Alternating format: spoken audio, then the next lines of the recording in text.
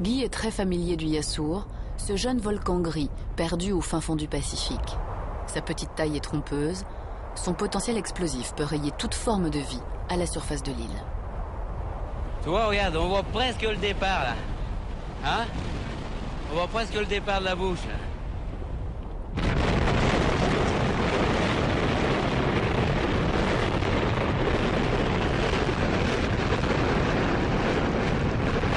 J'aime ce bruit là, c'est... Quand je monte, juste en entendant le bruit, je sais à peu près ce que je vais trouver en haut. À peu près. Pour expliquer d'une façon très simple ce qui se passe et ce qui produit ces explosions, il faut dire que c'est des bulles de gaz qui montent à l'intérieur du conduit éruptif, qui quittent le réservoir magmatique, qui montent à l'intérieur du conduit éruptif, et les gaz se détendent. C'est l'explosion.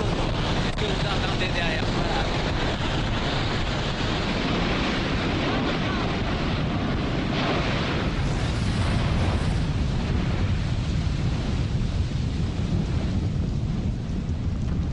On peut dire qu'à chaque explosion, il y a d'abord le séisme. Le séisme, là, c'est quelque chose d'impressionnant parce qu'on le perçoit dans ses jambes, dans son ventre, dans ses tripes.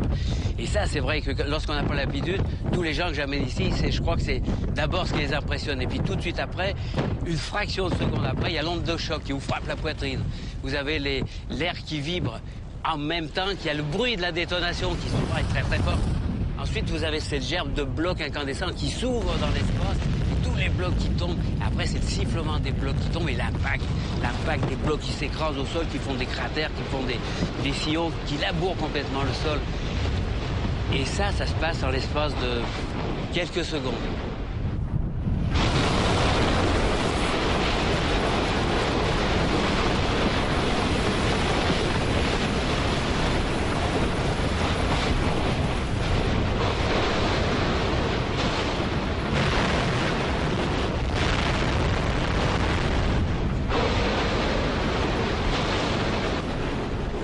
Le Yasour a une activité strombolienne, caractérisée par des remontées cycliques de très grosses poches de gaz qui explosent à l'air libre. Ici, Guy est toujours sur ses gardes. À plusieurs reprises, le Yasour a tué des visiteurs. L'intensité de ces explosions peut varier d'une minute à l'autre. C'est un volcan qui est excessivement dangereux du fait des dimensions extraordinaires de son réservoir magmatique. La profondeur, le toit du réservoir magmatique, il est à 10 000 mètres. Et après, la profondeur du réservoir magmatique, on a une idée. Par interprétation des ondes sismiques, on peut arriver à savoir à peu près un volume. Mais c'est quand même assez approximatif. On peut s'attendre à des éruptions de type cataclysme. Dans l'échelle de niveau, le niveau 1, c'est à peu près ce qu'on a devant nous. Bien qu'actuellement il l'ait mis en niveau 2, mais je pense qu'aujourd'hui c'est pas justifié. Le niveau 2, les bombes sortent du cratère et passent derrière les crêtes, passent derrière nous. Aujourd'hui j'en ai pas vu. Le niveau 3, c'est des explosions beaucoup plus violentes qui projettent des bombes dans un rayon de 6 km autour du cône. 6 km. Ouais, c'est énorme. Donc il faut que ça monte à 10-15 000 mètres déjà.